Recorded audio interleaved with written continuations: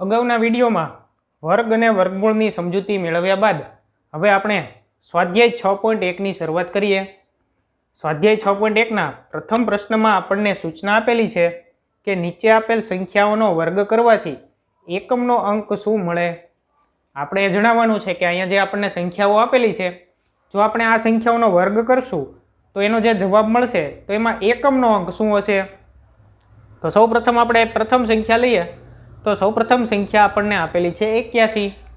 હવે 81નો વર્ગ કરવાથી એકમનો અંક શું મળે તે આપણે જણાવવાનું છે। તો 81નો વર્ગ કરવાની જરૂર નથી। 81માં એકમના અંકની સંખ્યા આપણે જોઈએ તો એકમનો અંક અહીંયા 81માં 1 છે, તેથી આપણે માત્ર 1નો જ વર્ગ કરશું। ત્યાં જ આપણને ખબર પડી જશે કે 81નો વર્ગ કરવાથી એકમનો અંક શું મળશે। એટલે કે આપણે હવે 1નો વર્ગ કરીએ। 1નો વર્ગ કરીએ તો 1 ગુણ્યા 1 એટલે કે 1। તેથી આપણે કહી શકીએ કે 81નો વર્ગ કરવાથી એકમનો અંક 1 મળે છે। આમ આપણે સંખ્યાનો વર્ગ કરવાની જરૂર નથી, માત્ર તેના એકમના અંકનો જ વર્ગ કરશું। ત્યારબાદ આપણને બીજી સંખ્યા આપેલી છે 272। 272માં એકમનો અંક છે 2।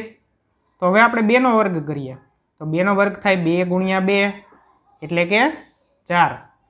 તેથી આપણે કહી શકીએ કે 272નો વર્ગ કરવાથી એકમનો અંક 4 મળે। ત્યારબાદ હવે આપણે ત્રીજી સંખ્યા જોઈએ, આપેલી છે 799। તેથી આપણે 799નો વર્ગ કરવાની કોઈ જરૂર નથી, માત્ર એકમનો અંક અહીં 9 છે, તેથી આપણે 9નો વર્ગ કરીએ। 9નો વર્ગ કરીએ તો 9 ગુણ્યા 9 એટલે કે 81। હવે આપણે જોવાનું છે કે 9નો વર્ગમાં જવાબ છે એમાં એકમનો અંક શું છે, તો અહીંયા એકમનો અંક 81માં 1 છે, તેથી 799માં પણ એકમનો અંક 1 હશે। આમ સંખ્યાનો ગુણાકાર કરવાની જરૂર નથી, માત્ર તેનો એકમના અંકનો વર્ગ કરવા જ જાણી શકાય કે તેનો વર્ગ કરતા એકમનો અંક શું મળશે। હવે આપણે ચોથી રકમ જોઈએ તો ચોથી સંખ્યા આપેલી છે 3853। 3853માં એકમનો અંક છે 3, તેથી હવે આપણે 3નો વર્ગ કરીએ। 3નો વર્ગ થાય છે 9, તેથી 3853નો વર્ગ કરવાથી એકમનો અંક 9 મળે। ત્યારબાદ હવે આપણે પાંચમી સંખ્યા જોઈએ। પાંચમી સંખ્યા આપેલી છે 1234। 1234માં એકમનો અંક છે 4, તેથી હવે આપણે 4નો વર્ગ કરીએ। 4નો વર્ગ થાય 16 અને 16માં એકમનો અંક છે 6, તેથી 1234નો વર્ગ કરવાથી એકમનો અંક 6 મળે। ત્યારબાદ છઠ્ઠી સંખ્યા છે 26387। હવે આપણે 26387નો વર્ગ નથી કરવો, આપણે માત્ર એકમનો અંક 7નો વર્ગ કરીએ। 7નો વર્ગ થાય 49 અને 49માં એકમનો અંક છે 9, તો માત્ર 7નો વર્ગ કરવાથી જ આપણને એકમનો અંક મળી જાય છે। તેથી કહી શકાય કે 26387નો વર્ગ કરવાથી એકમનો અંક 9 મળે। તો આ રીતે આપણે વર્ગના એકમના અંક શોધવાના છે। ત્યારબાદ હવે આપણે 52698। તો આમાં આપણે માત્ર એકમનો અંક 8 લઈ લઈએ અને 8નો વર્ગ કરીએ। 8નો વર્ગ થાય છે 64, તેથી આપણે 64માં એકમનો અંક 4 છે, તેથી કહી શકાય કે 52698નો વર્ગ કરવાથી એકમનો અંક 4 મળે। તો આ રીતે આપણને જે સંખ્યાઓ આપેલી છે એના માત્ર એકમના અંકનો આપણે એક સંખ્યાનો જ વર્ગ કરવાથી આપણને ખબર પડી જાય કે પૂરી સંખ્યા છે જે આપેલી છે એનો વર્ગ કરવાથી એકમનો અંક શું આવશે. તો આ રીતે આપણે ગણતરી કરવાની છે. ત્યારબાદ પ્રશ્ન નંબર 2માં આપણને સૂચના આપેલી છે કે નીચેની સંખ્યાઓ માટે સ્પષ્ટ છે કે તે પૂર્ણવર્ગ સંખ્યા નથી, કારણસહ જણાવો. એટલે કે અહીંયા જે સંખ્યાઓ આપેલી છે તે આપણને રકમમાં જ કહી દીધું છે કે તે પૂર્ણવર્ગ સંખ્યા નથી, પરંતુ આપણે પૂર્ણવર્ગ સંખ્યા નથી તેનું કારણ જણાવવાનું છે. તો આપણે પૂર્ણવર્ગ સંખ્યાના ગુણધર્મમાં અગાઉ આપણે શીખી ગયા કે જો કોઈ સંખ્યાનો એકમનો અંક 2, 3, 7 કે 8 હોય તો આવી સંખ્યાઓ ક્યારેય પૂર્ણ વર્ગ હોતી નથી. તો આપણે સૌપ્રથમ તો એ જ તપાસવાનું રહેશે કે એકમનો અંક 2, 3, 7 કે 8 નથી ને, તો આ કારણ આપણને 1 મળે છે. બીજું કારણ એ છે કે જો કોઈ પણ સંખ્યાનો વર્ગમાં શૂન્ય આવતો હોય તો એ શૂન્યની સંખ્યા હંમેશા બેકી હશે, બેકી સંખ્યામાં શૂન્ય હશે. એટલે કે કાં તો 2 શૂન્ય હશે, કાં તો 4 શૂન્ય હશે, કાં તો 8 શૂન્ય હશે, કાં તો 10 શૂન્ય હશે. તો આવી રીતે બેકી સંખ્યામાં શૂન્ય હોય તો તે પૂર્ણવર્ગ સંખ્યા બની શકે છે. પરંતુ જો એકી સંખ્યામાં શૂન્ય આવતા હોય છેલ્લે તો તે પૂર્ણવર્ગ સંખ્યા બની શકતી નથી. તો આ બે કારણોને આધારે એટલે કે આ બે ગુણધર્મોને આધારે આપણે નક્કી કરશું કે આ સંખ્યા પૂર્ણવર્ગ છે કે નહીં. તો સૌપ્રથમ આપણને સંખ્યા આપેલી છે 1057. તો અહીંયા પહેલો જ ગુણધર્મ આપણો છે કે સંખ્યા 2, 3, 7 કે 8 હોય તો પૂર્ણ સંખ્યા નથી. તેથી આપણે કારણમાં લખશું કે એકમનો અંક 7 હોવાથી પૂર્ણ વર્ગ નથી. તો આવી રીતે આપણે નીચે કારણ લખીએ કે એકમનો અંક 7 ક્યારેય પૂર્ણવર્ગ સંખ્યામાં ન હોય. ત્યારબાદ આપણે બીજી આપણે રકમ જોઈએ. તો બીજી સંખ્યા આપેલી છે 23,453. તો એમાં પણ એકમનો અંક 3 છે, ક્યારેય એકમનો અંક 2, 3, 7 કે 8 ન હોય. તેથી આપણે કારણમાં લખશું કે એકમનો અંક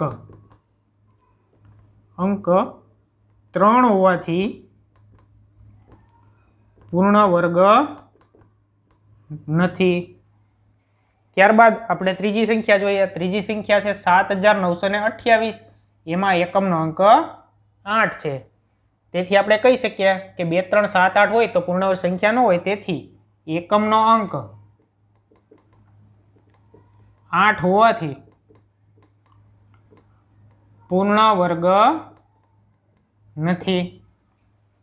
ત્યારબાદ હવે આપણે ચોથી સંખ્યા જોઈએ. ચોથી સંખ્યા છે 2,22,222. તો એમાં આપણે એકમનો અંક તપાસીએ તો એમાં એકમનો અંક 2 મળે છે. 2, 3, 7, 8 હોય તો પૂર્ણ વર્ગ ન હોય. તેથી એકમનો અંક 2 હોવાથી પૂર્ણ વર્ગ નથી. ત્યારબાદ હવે આપણે પાંચમી સંખ્યા જોઈએ. પાંચમી સંખ્યા આપેલી છે 64,000. તો આપણે સૌપ્રથમ જ જણાવ્યું કે જો શૂન્યની સંખ્યા બેકી હોય તો પૂર્ણવર્ગ બની શકે, પરંતુ જો એકી સંખ્યામાં શૂન્ય હોય તો તે સંખ્યા પૂર્ણવર્ગ ન બની શકે. તો અહીંયા છેલ્લે જ શૂન્ય આવે છે 3, બરાબર.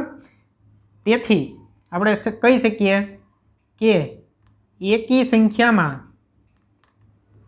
શૂન્ય હોવાથી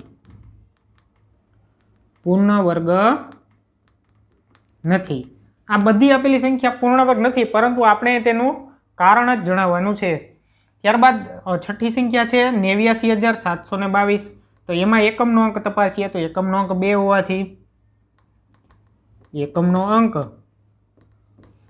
હોવાથી સંખ્યા પૂર્ણ વર્ગ નથી. ત્યારબાદ હવે આપણે સાતમી સંખ્યા જોઈએ. સાતમી સંખ્યા છે 2,22,000. તો એમાં આપણે શૂન્ય મળે છે, પરંતુ શૂન્યની સંખ્યા આપણે જોવાની છે એકી કે બેકી. તો અહીંયા છેલ્લે 3 શૂન્ય મળે છે. તેથી એકી સંખ્યામાં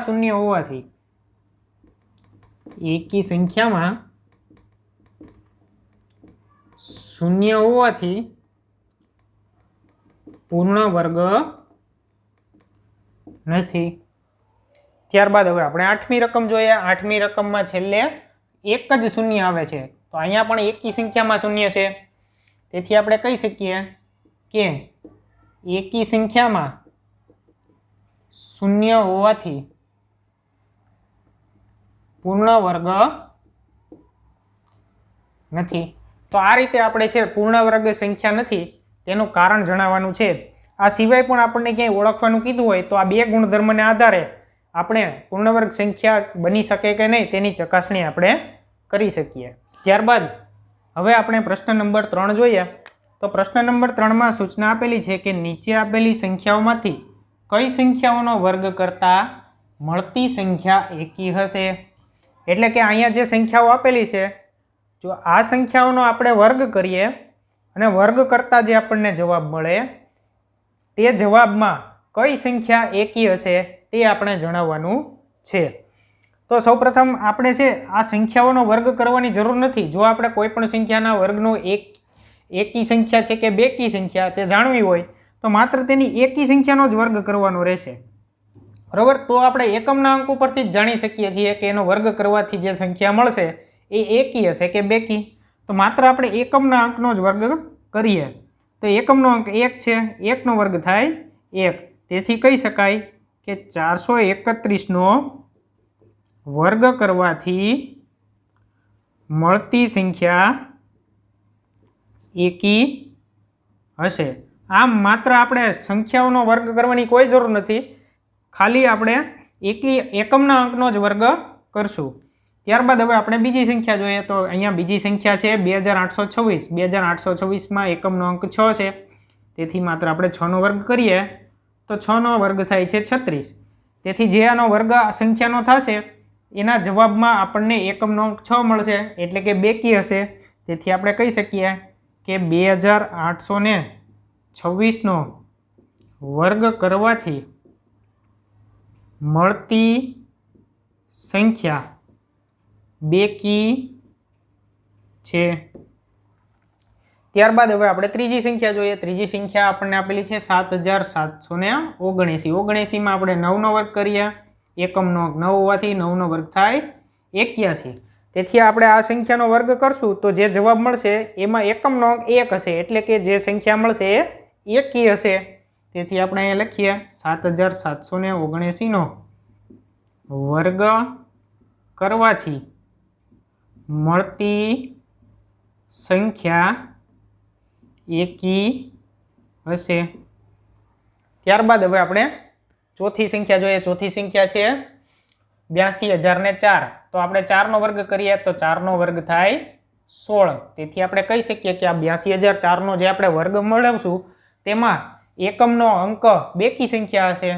તેથી કહી શકાય કે 82004નો વર્ગ કરતાં મળતી સંખ્યા બેકી હશે. આમ માત્ર એકમના અંકનો જ વર્ગ કરવાથી આપણે જાણી શકીએ કે જે વર્ગ કરવાથી જે સંખ્યા મળશે એ એકી હશે કે બેકી હશે. પ્રશ્ન નંબર 6માં આપણને સૂચના આપેલી છે કે નીચેની રીત મુજબ ખૂટતી સંખ્યા શોધો. તો અહીંયા એક નિશ્ચિત પ્રકારની સંખ્યાઓના વર્ગની પેટર્ન આપેલી છે. હવે આ પેટર્નના આધારે આપણે ખાલી જગ્યાઓ પૂરવાની છે. તો સૌપ્રથમ આપણે પેટર્ન સમજવાનો પ્રયત્ન કરીએ. તો પહેલાં આપેલો છે 1નો વર્ગ, પછી 2નો વર્ગ, ફરી પાછો 2નો વર્ગ બરાબર 3નો વર્ગ.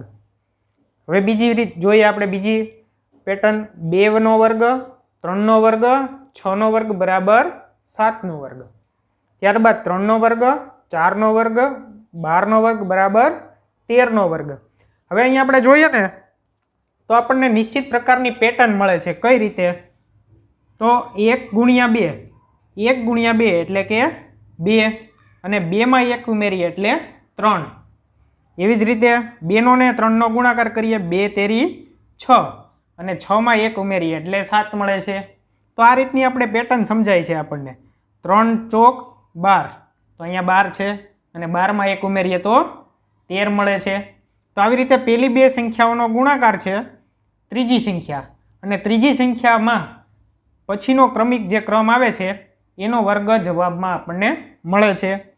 તો અહીંયા આપણે એ જ રીતે ગણતરી કરીએ તો આ ખાલી જગ્યા આપણે પૂરીએ તો પેલી બે સંખ્યાઓનો ગુણાકાર કરીએ તો 4 પંચા ને 20 થાય છે, તેથી ત્રીજી સંખ્યા આવશે 20નો વર્ગ અને જવાબમાં મળે છે 20 પછીની ક્રમિક સંખ્યા એટલે કે 21નો વર્ગ।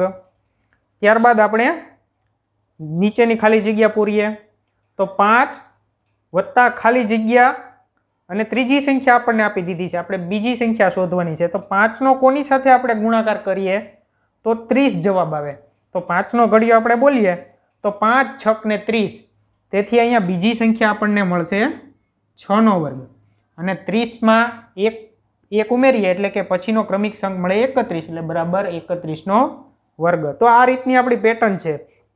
આમાં આપણે ત્રીજી સંખ્યા ગોતવાની છે અને બરાબર કરીને જે જવાબ મળે છે એ સંખ્યા ગોતવાની છે। તો પેલી બે સંખ્યાઓનો આપણે ગુણાકાર કરીએ તો 6 ને 7, 6 સત્તા ને 42નો વર્ગ, તેથી ત્રીજી સંખ્યા મળે છે 42નો વર્ગ અને બરાબરમાં જે જવાબ આવશે જે સંખ્યા એ 42 પછીની ક્રમિક સંખ્યા એટલે કે 43નો વર્ગ હશે। તો આ રીતે આપણે પેટર્ન સમજીને ખાલી જગ્યાઓ પૂરવાની છે। ત્યારબાદ પ્રશ્ન નંબર 7માં સૂચના આપેલી છે કે સરવાળાની ક્રિયા વિના સરવાળો મેળવો। હવે આપણે અહીંયા આપેલો છે સંખ્યાઓ એકી સંખ્યાનો સરવાળો, પરંતુ આપણે આનો જવાબ સરવાળો કરીને મેળવવાનો નથી, આપણે સરવાળો કર્યા વગર આનો ઉત્તર મેળવવાનો છે। તો આનો ઉત્તર કઈ રીતે મળે તો એકી સંખ્યાઓનો સરવાળો હોય એનો જવાબ હંમેશા જેટલી સંખ્યા હોય એનો વર્ગ હોય। કઈ રીતે ચાલો જોઈએ। તો અહીંયા આપણને એકી સંખ્યાઓ આપેલી છે, ક્રમિક એકી સંખ્યા છે 1 3 5 7 અને 9, 1 2 3 4 5, કુલ અહીંયા 5 એકી સંખ્યાઓ આપેલી છે। હવે જો આપણે આ એકી સંખ્યાઓનો સરવાળો મેળવવો હોય તો આ 5 સંખ્યા છે, તેથી 5નો વર્ગ કરશું તો આપણને આ બધી સંખ્યાનો સરવાળો મળી જશે, આપણે સરવાળો કરવાની જરૂર પડશે નહીં। તો આપણે સૌપ્રથમ સરવાળો કરીને તપાસીએ તો 1 ને 3 4, 4 ને 5 9, 9 ને 7 16 અને 16 ને 9 25, તેથી આપણે ખાલી 5નો વર્ગ કરશું તો આપણે સરવાળો કર્યા વગર આનો જવાબ મળી જશે, તેથી આનો જવાબ છે 25। ત્યારબાદ આપણે બીજું જોઈએ તો આમાં ઘણી બધી સંખ્યાઓ આપેલી છે એકી સંખ્યા, તો આપણે એ ગણીએ 1 2 3 4 5 6 7 8 9 અને 10 એકી સંખ્યાઓ આપેલી છે ક્રમિક, તેથી આપણે માત્ર સરવાળો નહીં કરીએ, 10નો વર્ગ કરીએ તો 10નો વર્ગ મળે છે 100, તેથી આપેલ સંખ્યાઓનો સરવાળો છે એ કેટલો હશે 100 હશે। આપણે માત્ર સંખ્યાઓ કેટલી આપેલી છે એ જ ગણવાનું છે, આપણે સરવાળો કરવાની કોઈ જરૂર નથી। ત્યારબાદ હવે આપણે ત્રીજામાં જોઈએ તો ત્રીજામાં કેટલી સંખ્યાઓ છે તો 19 સુધી 10 સંખ્યા છે અને 11 અને 12 સંખ્યા છે। તો અહીંયા આપણે 12નો વર્ગ કરીએ તો આપણને બધી જ સંખ્યાઓનો સરવાળો મળી જશે, તો 12નો વર્ગ થાય 144, તેથી આપેલ સંખ્યાઓનો સરવાળો 144 છે। આમ આપણને ગમે તેટલી એકી સંખ્યાઓ આપેલી હોય ક્રમિક તો આપણે એનો સરવાળો કરવાની કોઈ જરૂર રહેતી નથી, માત્ર સંખ્યાઓ ગણીને તેનો આપણે જો વર્ગ કરી લઈએ તો આપણને સીધો જ ઉત્તર મળી જાય છે। પ્રશ્ન નંબર 8માં આપણને રકમ આપેલી છે કે 49 ને 7 એકી સંખ્યાઓના સરવાળા તરીકે દર્શાવો। તો 49 છે એ 7નો વર્ગ છે, તેથી આપણે ક્રમિક 7 એકી સંખ્યા સરવાળા સ્વરૂપે લખીએ તો 49 આપણને મળી જાય। તો 49 ને દર્શાવવા માટે આપણે 7 એકી સંખ્યા લખવાની છે, તો એકી સંખ્યા આપણે ક્રમિક લખીએ પહેલેથી, તો 1 વત્તા 3 વત્તા 5 વત્તા 7 વત્તા 9 વત્તા 11 અને વત્તા 13, 1 2 3 4 5 6 અને 7, આવી રીતે 7 ક્રમિક એકી સંખ્યાઓના સરવાળા તરીકે આપણે 49ને દર્શાવી શકીએ, કારણ કે તે 7નો વર્ગ છે।